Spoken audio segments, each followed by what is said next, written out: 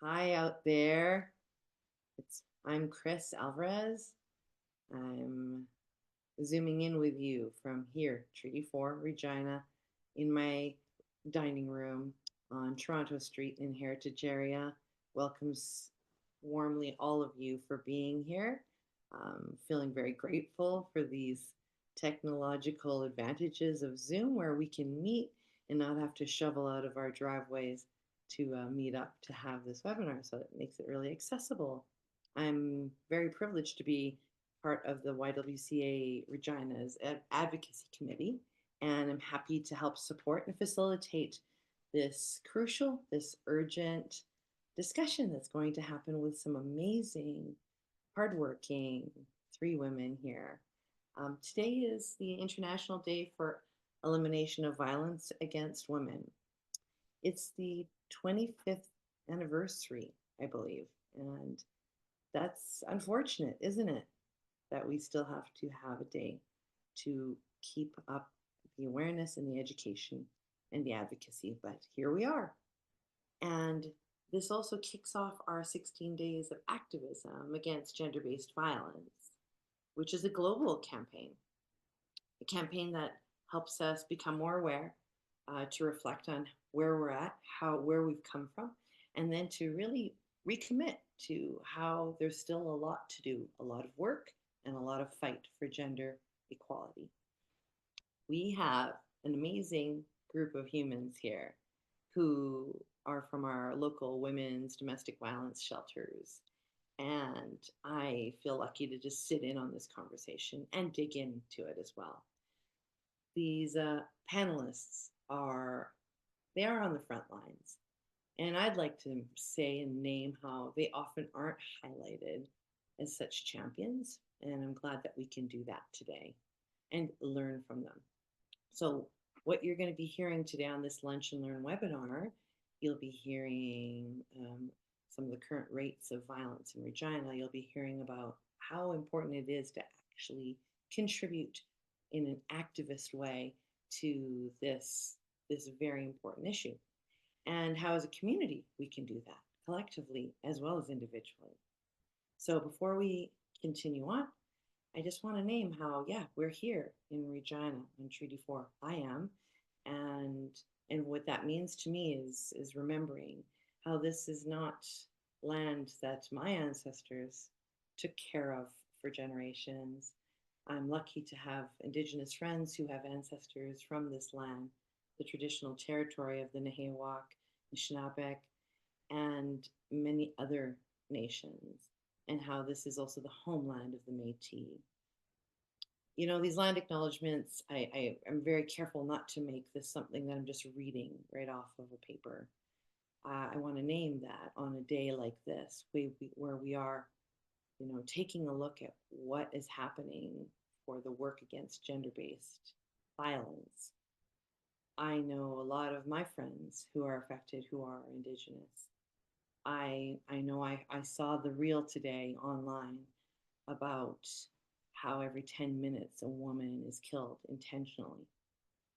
I know that when I read that, I'm aware of the missing and murdered Indigenous women, girls, and Two Spirit and trans and queer folks who have experienced gender based violence. And I feel very lucky to be here. And at the same time, I feel the tension of, am I doing enough? Am I taking time to take care of this land that wasn't given to me, that was stolen land? And I hope each of you right now can just take a moment to just locate yourself of where you're at in terms of being here, because we are all treaty people. And just taking a moment as well, I'd like us all to take a moment to just recognize who isn't in the room with us right now, because they can't be, for many reasons. In terms of this hour, we're going to hear from our panelists right away. I just want to make sure that I let you know, if you have questions, which are welcome, you can put them into the Q&A, and that's at the bottom of your screen. You should be able to see it, Q&A, not the chat. And later on, we will get to questions. So please feel free at any point during this conversation to put those in. And we'll take a look to see if anyone has questions, that we can address those at the end of this webinar, close to the end. Okay. It's always so weird. Here I am in like my own world. I can't hear any of you. I hope you're all there. Everything's going okay. So, shall we just dig right in? I'd like to introduce you to these wonderful people who are sharing this conversation. And if you want to know a little bit more about them, in the chat, not the Q&A, you'll be able to see their bios. Those should be coming up as I mention all of them. So I'm just going to mention them in this order. I'm going to say hello to Christa Baron. Christa Baron's on this webinar. Are you there? I'm going to look for you. Hi. Hi, Christa. And Christa is the Executive Director of Regina Transition House. And as I said, you can take a look at her bio and in the chat. We also have joining us in the room, Giesbrecht, the Director of Research at PATHS, which is Provincial Association of Transition Houses and Services of Saskatchewan. Hi, Crystal. And we also have Stephanie Taylor. And Stephanie is the Executive Director of SOFIA House. Hi, Stephanie. I'm actually the Executive Director of Regina Transition House. Oh my God. Okay. Apologies. I just looked at my script and went, oh no, right. I switched you. Pardon me. Yeah. Let's go for that again. So if anyone's just tuning in, then good, because then you missed my my misread of the script. So Christa is the Executive Director of SOFIA House. Yes. And Crystal, Director of Research of PATHS. Stephanie, Regina Transition House. I have that right? Yeah. Thank you. Welcome. You're welcome to actually, if you want to unmute right now, you can. I'm okay with that, unless you've got lots of noise in the background in your space. Okay. Thanks for carving time to be with us today. I'm just getting my footing after doing that, just making sure I have everything here. We're just going to dig right in. Is that okay with you? Yeah. Sounds good. So let's set the table of the reality of what you're looking at from your perspective. And what I mean by that is, can we set up and share with everyone in this conversation listening, what are the realities of violence in Regina? Thanks, Kris. Hopefully everyone's hearing me okay today. So I think the realities, and I think many are aware of this, that are probably joining us today. And hopefully those that maybe aren't aware, they'll take some information away. And I know both Crystal and Stephanie will probably echo this. But here in Saskatchewan and in Regina, the numbers of police reported domestic violence are too high. They are, we are leading the nation in these numbers. We know that those numbers disproportionately impact Indigenous women. And so we still see those impacts of colonization and intergenerational trauma, those issues of the residential school system impacting survivors' healing. We also, aren't able to report that piece around unreported instances, but based on the number of reported instances, we have to assume those numbers are high too. And I think we see challenges in those areas. Obviously speaking from the nonprofit sector, we know that funding is always a big challenge. But here in Regina, in our community, safe housing is a big concern, and safe housing that is long-term and where survivors are able to rebuild and work on those areas that perhaps they have need in. We see a lot of complexities around mental health and addictions. And I also think there's probably challenges here in 2024 that, we're not looking too hard at yet. Things like the digital world that we do live in, and the impacts that, social media and the internet can have on violence, and also our youth, our teens, the prevention and the education that needs to be done with those age groups. I think these are all areas and challenges that we see and experience here in Regina. I know that at SOFIA House, our struggles tend to be around the numbers. We have a high wait list, and we struggle to maintain contact and support those individuals that are so desperately in need of safety and security and long-term housing. And I think the last challenge that we are seeing here at SOFIA House specifically is around food insecurity. Our economy right now, I think all of us personally can even speak to that, is it's not ideal, and we are seeing that impact very, very starkly in shelters today. Thank you, Christa. So Christa mentioned some of the stats, and I'm sure everyone on the line is used to hearing that Saskatchewan has rates of intimate partner violence over double the national average. When we look at the Statistics Canada data for cities specifically, we see that the rate of intimate partner violence against all people in Regina is 418 victims per 100,000 people. But when we look at intimate partner violence against women specifically, that number jumps to 676 victims per 100,000. So both of those statistics put our city at 4th highest in the country. And we also have high rates of non-intimate partner violence against women here as well. And so one thing I've been thinking about, and Christa mentioned this also, is social and economic factors that exacerbate stress and may increase some people's risk for making the choice to use violence in their relationships. Affording the cost of housing and utilities and food and other necessities is getting tougher for many families, and addictions and substance misuse are not uncommon. There were considerable concerns for women's safety during the COVID-19 pandemic, staying home, being isolated at home with violent partners, and some of these other stressors, but it has not gotten better. Rates of intimate partner violence have continued to increase every year since the pandemic. And some of those same stressors that may exacerbate the perpetrator's choice to use violence are also barriers to victims and survivors to ending the relationship and managing the household as a single adult after they're out. And then there's those ongoing challenges after you leave the relationship, including the family law system and needing to have continued contact for victims who share children with an abusive partner. But ultimately, though, I think the challenge is the perpetrators, and usually, but not always, men, the perpetrator's choice to use violence.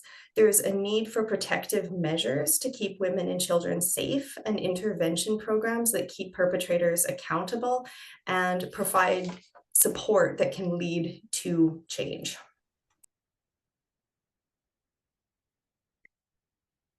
Yeah, I know. So when we're talking about the rates of violence in Regina, in Saskatchewan, in comparison to other parts of the country, we're definitely seeing that impact. We have been seeing it it was noticeable prior to the pandemic, and since the pandemic, it's gotten worse.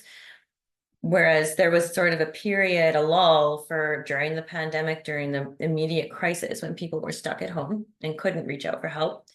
And since then, our numbers, in terms of the amount of people calling for emergency shelter and needing that assistance, it's gone up from where it was prior to the pandemic, which had already been increasing. And now it's usually a 3 to 7% year-over-year increase in numbers of callers.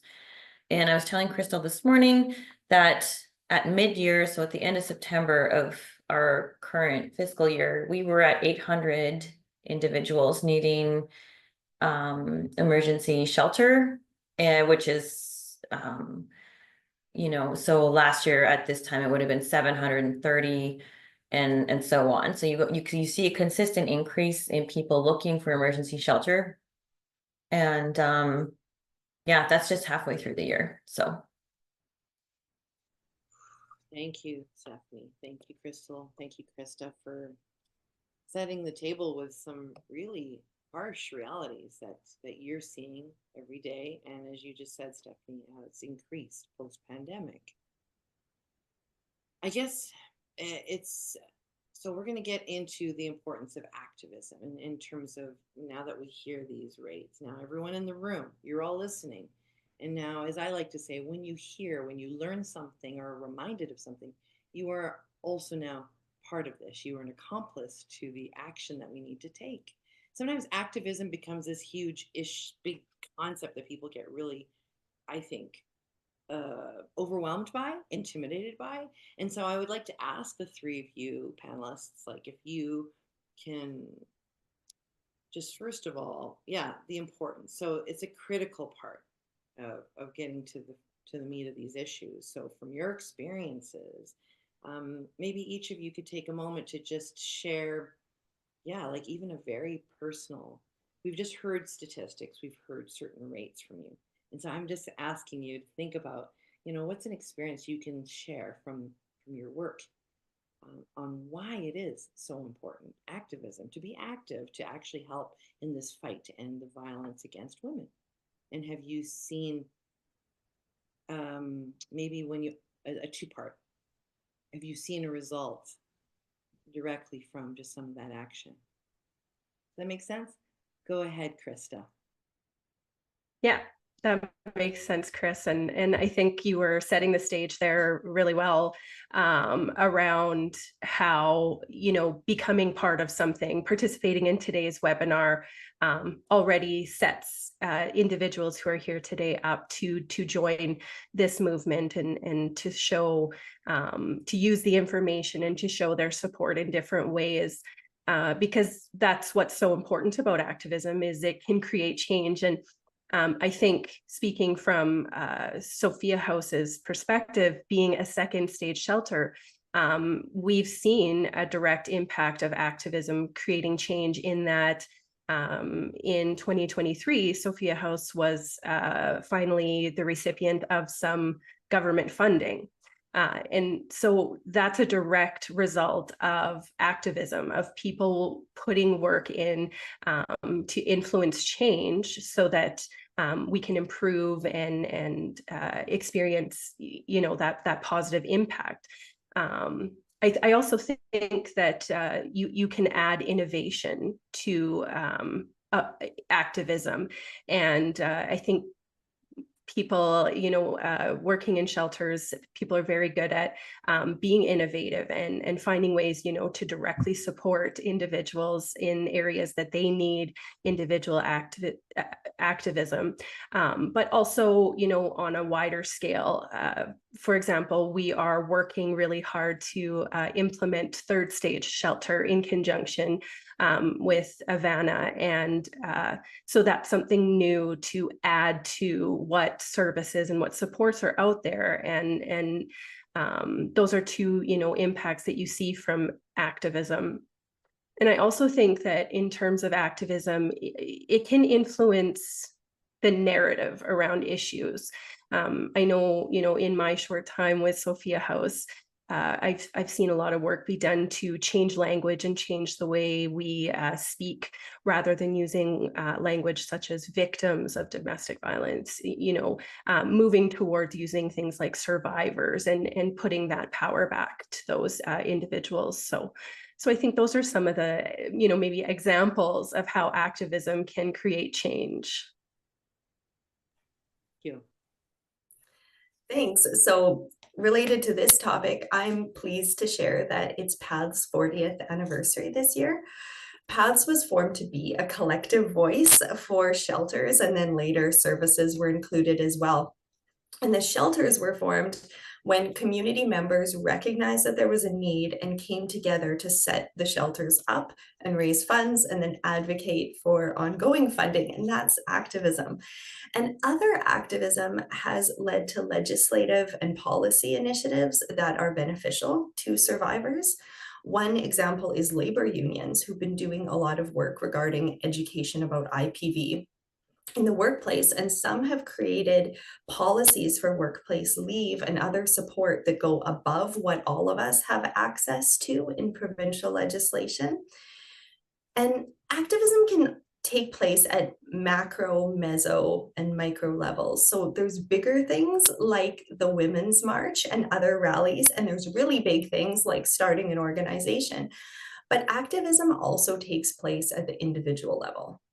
And that might be sharing information or bringing a training into your workplace or community organization or faith community, or passing something along to a friend.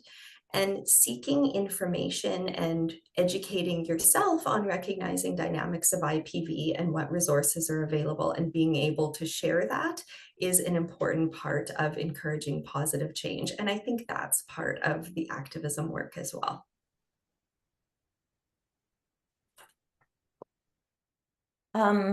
Yeah, with activism, I think there's definitely potential, and like without it, there wouldn't be any impetus for society and social movements to ask for change, right? Of course, we've seen some pretty big impacts in the last, I don't know, handful of years, where activism has shown to be useful in pushing the needle when it comes to gender-based violence and what's publicly spoken about. What is a topic of more frequent knowledge and conversation than in previous times. So I do believe some of the activism that has occurred in the last handful of years has made that change. That being said, I think it matters to who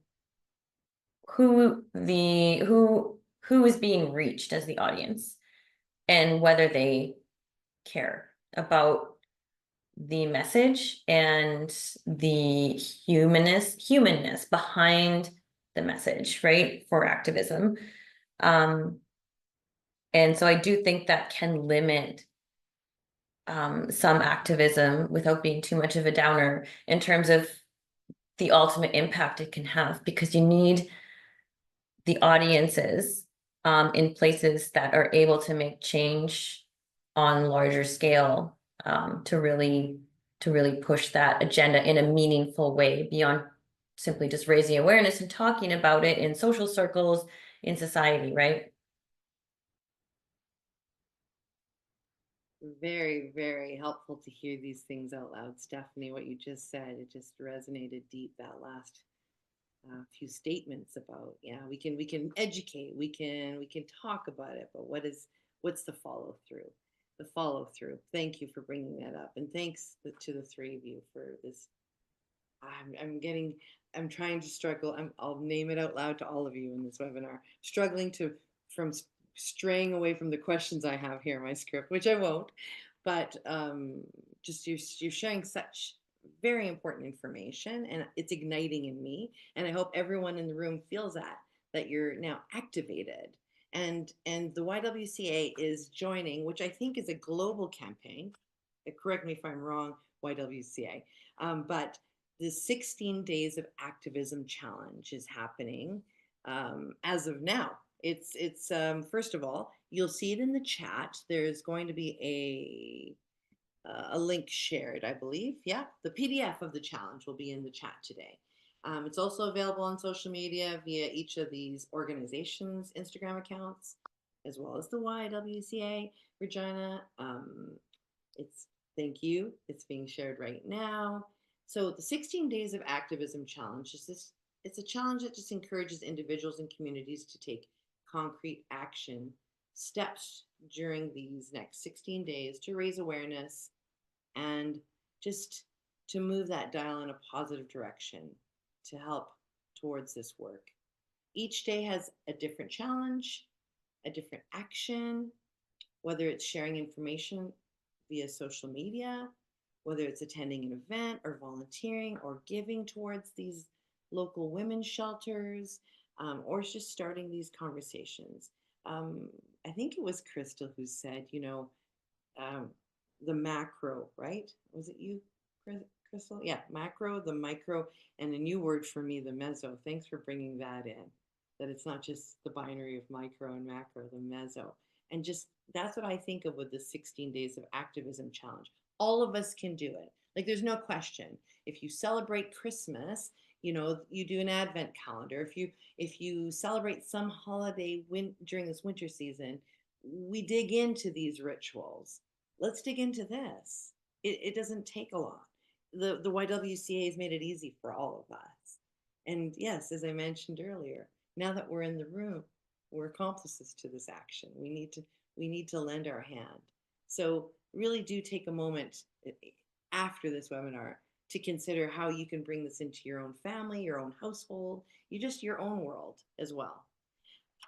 So when I bring all this up, dear panelists, the 16 days of activism, I'd like us to just take about 5-6 minutes to share, whether it's personally or professionally, what that means to you. Why is a campaign like this so important to the work? But also, you touched a bit on it in what you answered previous. And I'd like you to offer, just some personal reflection on this. I'm going to start it off. I'm going to name, I wanted to help with this when it was brought up in our advocacy meeting, because I am a survivor of such violence. And I know I have young people, young women in my house. And so I want to say this out loud to everyone in the webinar, to anyone you talk to after this. Like, we're all connected. And it's a lot of my Indigenous friends who constantly remind me of that. As we say in Filipino tradition, kapwa, or that wakotuan, the Cree word for connection. I just want to bring that up to say, how does this affect each and every one of you? We all have women in our lives, from birth to death. And it's really important to think about this connection to neighbors and friends as well as families. So I'm bringing that up to start this next few minutes off with the three of you, of why a campaign like this could be so important to your work. Go ahead, Christa. Yeah, Kris, that's exactly it. Is we all know someone or have women in our lives. I am a mother of 2 young women, just kind of embarking on adulthood, and thinking back on the world that they're growing up in, and the world today. I want them to see me, but see the global, the wider impact of activism, and what standing up for justice, for challenging inequality, and to not be afraid to use their voices for change. So I think, on a personal note, that's my why. I also, I think historically there's been worry and fear around labeling yourself or labeling groups as feminists. And I think the feminist movement is such a powerful movement. And I think it's exactly what the 16 Days of Activism Challenge is about, is amplifying voices and working to create a community where women and, my own daughters or all women are able to thrive and are able to, be a part of without fear of violence. Yeah, I think that kind of sums up my why. Thank you. Thanks for that. It's so important to have that reminder of what everyone can be doing in their own home and in their own family to make a difference.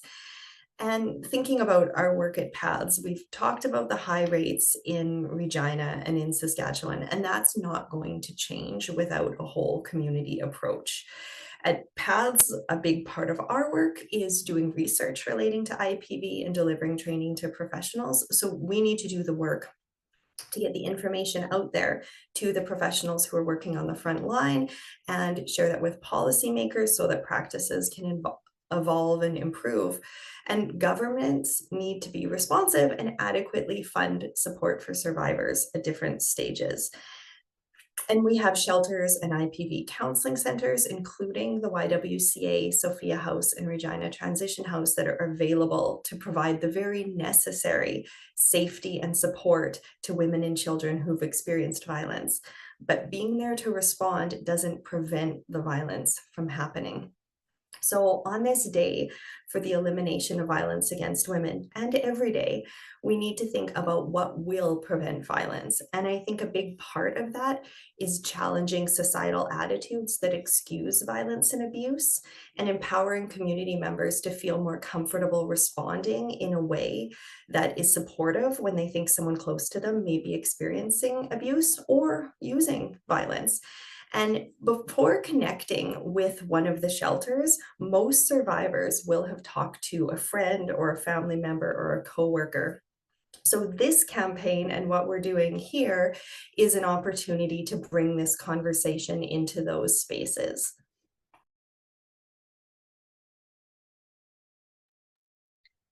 I think with the 16 days of activism, any practical ideas and ways to enact promoting healthy relationships, promoting nonviolent problem solving, anything that can offer practical on the ground and encourage people to follow through on that is important, more so than just kind of word of mouth, which is, it's easy, it does something, but it's easy to do, right? It's too easy online just to like or watch or repost, right? We need to be actually following through and doing some of these things in our daily lives with the people we know. So I guess in terms of the why, I have a little boy who I really hope to raise in a way that makes him understand where he will have an imbalance in power and how he needs to be respectful of that and manage that appropriately in society. And that is definitely through the use of nonviolence in all of his interactions. And I think it's funny, Christa, that you brought up the feminist, the title feminist and the feminist movement. When I first began getting involved in the feminist movement just out of high school and starting university, I had to interview my mother, who she kept her maiden name in the 70s, right? Unusual at the time. And was always getting questioned about it. But even asking her, I had to ask her for a project about the term feminist and if she considered herself one. But she's like, oh no, never would I have ever thought that, you know? And I think for me too, when I first started out becoming involved in the movement, I was scared to use the term as well. And of course, not anymore. I'm absolutely a feminist. And I just think it's very interesting though, how it's evolved.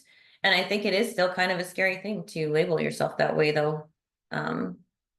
You're opening yourself up for a lot of questions and unfortunately, yeah, a lot of harassment potentially, but. Oh, these are really salient points. Thank you, Stephanie. It's true. Thanks to the three of you for stepping up to bat and just naming some things that are very real. I'm sure a lot of us in the room can resonate with that. Is that true? I hope so. I know you're there and you're listening to this great conversation. We're coming to the closing of this conversation. I want to remind you, if you do have a question, I've just taken a quick look. The Q&A doesn't have a question. You know, if you have one, this is the time to ask. Until I receive one of those questions from out there in the room, Stephanie and Christa and Crystal, I just want to ask a little bit more about. So yeah, a lot of campaigns, it's easy to just get into the like this post, share it, right? And there is some good in the representation of that online when you see it more often. I think that does help normalize big concepts like feminism, or these big words that have maybe received different lenses that make us feel like it's not one thing or the other. I like to remind myself often in my art practice and world of making that there's rooms for all kinds of art, just like there's all rooms for all kinds of feminism and activism. Um, we're coming to the end, and I know we had quite a few things brought up in terms of the realities of this place we call Regina, in terms of the work you're doing, what you're seeing from the front lines of your work. I guess, and we just mentioned the 16 days. I do want to take a moment to distill clear actions for community members, for businesses, for organizations, because it can be overwhelming. As I mentioned at the beginning of this, we hear activism, we're like, well, I don't know, I can't do anything. And I want to name it, especially right now in 2024, post pandemic. We see downtown Regina. All of us see how it is, right? It's a lot different. We see the leaders that are in neighboring countries and how they speak about women. I'll name that too. We see how certain people online are talking about women, how there is like certain vitriol about women and girls, and our two-spirit, trans, LGBTQ communities. I guess it to me it's overwhelming as a woman, mother, sister, wife, auntie. And so I like to think that as we end this, let's distill a few actions for community members, businesses, and organizations to help take up this fight against gender-based violence, or this work towards ending it. What can people do today to get involved is the most basic way to say it, but I'd like you each to think about what Crystal brought up earlier, the macro, the meso, the micro. So you can pick one if you like, to distill it. What do you think, three of you? Yeah, I think you said it. It can be overwhelming, and I think an easy go-to, maybe a micro is the social media approach, where you're following the right groups and you're resharing and reposting. I think that's a good start for anyone that wants to do something and doesn't know where to start because they feel overwhelmed. I also think, I've born and raised here in Saskatchewan, and, we have a real Canadian, don't rock the boat kind of approach a lot of times. But I think there's a time and a place to call out sexist jokes, to call out harmful narratives, the water cooler talk and the things that are being said in groups. If you can safely bring that up, with friends or family, I think do so. That's a form of supporting movements like this as well. Something as simple as, you hear a distasteful joke and you don't laugh, or you say, oh, I don't get that. Why is that funny? I think those are ways we can all try and start small and try to shift this, shift the narrative and approach it from a more supportive and a more activist mindset. Obviously, yeah, Crystal, she touched on some bigger approaches, things like workplaces that are developing policy around supporting individuals that are experiencing violence, and what that looks like at the agency level. And then obviously, I'll make a shameless plug. We need financial support. We need you to support the campaigns that we are putting out there and investing so much staff and personal resources into.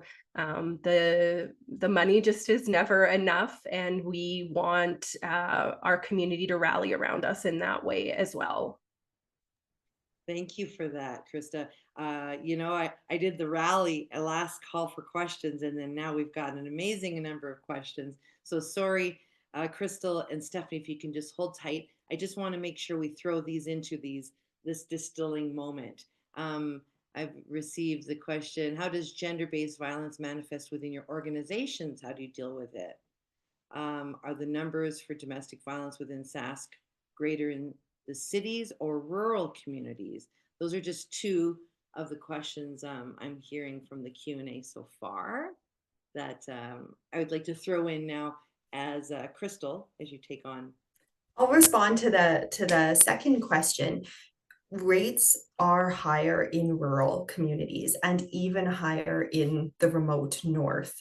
And I think so, as high as the rates here in Regina are, and also not great in Saskatoon and other cities across the province, but rural communities, it's even worse.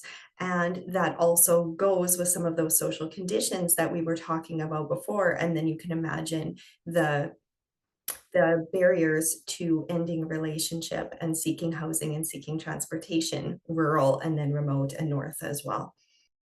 Crystal, there's a question for you. Thank you for answering that from the Q&A. You spoke of stats increases after COVID. Has this changed? Also, you mentioned first point of contact being family and friends. What does supports exist for this role? Oh, thanks for that. Those are both very good questions. So yes, we saw the spike. So what happened during COVID was there was this period where survivors weren't reaching out to shelters. There was a bit of this really scary quiet time. And then it became clear that rates of violence had in fact increased during that period. And then when restrictions were lifting, our member agencies, shelters became very busy. But since then, every year the rates of intimate partner violence have been higher. So it's not getting better, and the issues that were present continue to be there, and I think continue to be increasing as well. And then relating to natural supports like friends and family, I think doing these things, coming to webinars and learning from professionals who do the frontline work and learning from the services that are out there is really helpful to have that information to pass along. And something else that I want everybody to know is you can call shelters to get information and support over the phone. And that's not just for survivors, that's for family members as well. So if there's someone in your life that you want to have a conversation with and you really want to get it right, or you want to make sure if you're telling them about a service that you've got it right about what's available, call the shelter and have that discussion with them. And the staff will be more than happy to help you to work through that. Wonderful offers here, Crystal. Thank you. And Krista, Stephanie, there is a question for you in the Q&A. What barriers do you face with a pet-friendly shelter and harm reduction within your shelter? If you don't mind adding that, I'm sure you had other things you wanted to share. Well, barriers presently are that we don't have our pet-friendly shelter anymore. It's had to close due to a lack of funding. And we're already seeing sort of the immediate impacts of that with people trying to enter shelter under the guise of having a service dog, and it turns out it's not, and things like that. And then what do we do when someone is here in that situation, right? And so, yeah, we don't have that option. And I know the Safe Spaces program, which is great to support people who are in transition, it's full as well. So that's a barrier just to basically keep anyone in shelter and away from returning to violence. In terms of harm reduction, well, obviously the balance of trying to navigate between people who are actively using and children in a shelter. And when I say I mean, that's not to say women who have children, who come with children in their care may be actively using as well. And trying to find ways to work with them on that, and or maybe CPS as well if they are involved.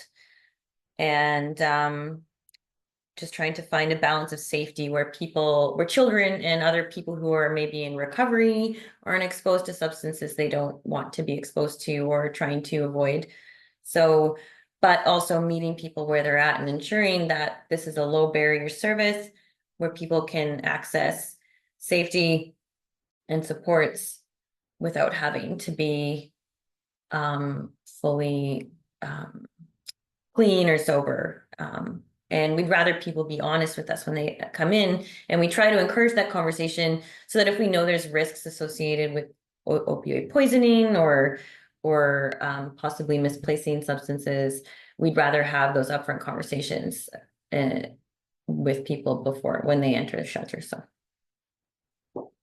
this is wonderful information and very important information, and it's crucial to the work that the three of you are really doing a lot of, but the rest of us can roll up our sleeves and help along with.